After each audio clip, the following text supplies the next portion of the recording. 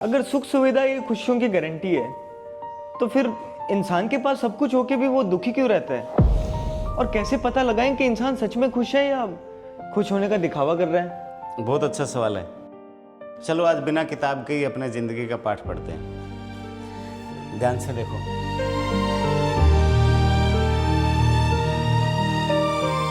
हाँ, तो क्या दिखाई दे रहा है आपको?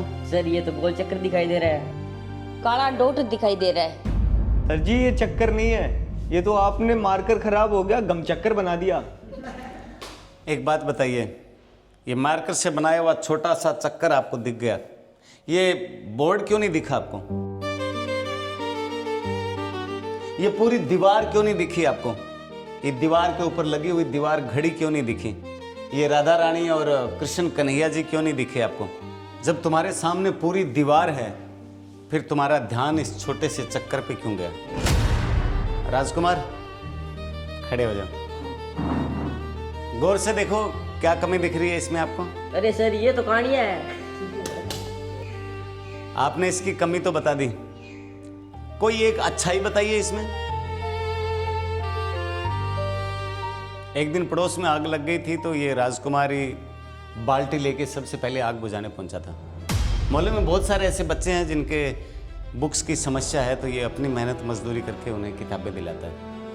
जब मोहल्ले की टंकी में पानी खत्म हो जाता है तो सबसे पहले यही पहुंचता है वहाँ मोटर चलाने के लिए, ताकि टंकी भरे और पूरे मोहल्ले में पानी मिले। लेकिन हमारी दिक्कत ये है कि उन सारी अच्छाइयों को भूलकर हमें सिर्फ सामने दिख रही एक कमी दिखाई देती है। बैठ जाओ।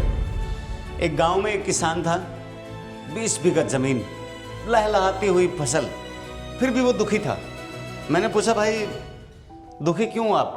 बोले मेरी एक कोने में थोड़ी सी फसल खराब हो गई।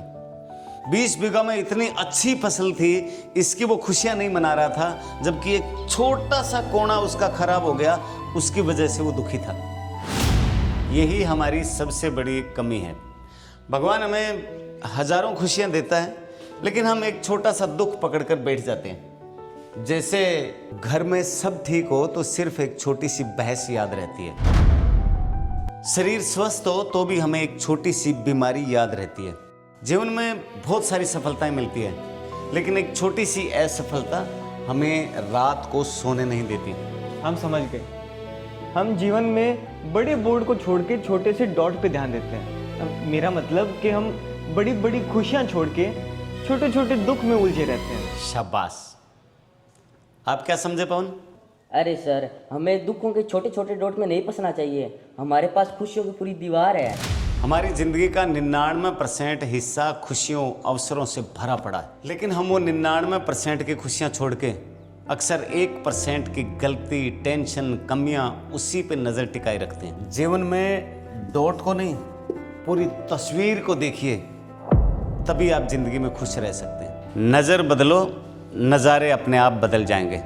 हेलो जी, ये आपकी नहीं, हमारी नहीं, सबकी ये समस्या है कि हम बड़ी बड़ी खुशियों को छोड़ के छोटी छोटी टेंशनों पे ध्यान देते हैं।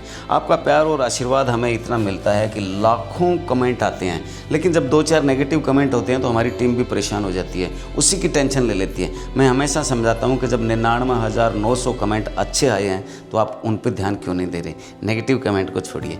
तो आपको ये कहानी का सार कैसा लगा आप हमें लिख कर ज़रूर भेजिए, कमेंट करके बताइए। इस कहानी को लाइक करिए, शेयर करिए, और भी मोटिवेशनल कहानी देखने के लिए इस चैनल को सब्सक्राइब करें। अपने बच्चों को ज़रूर दिखाएं।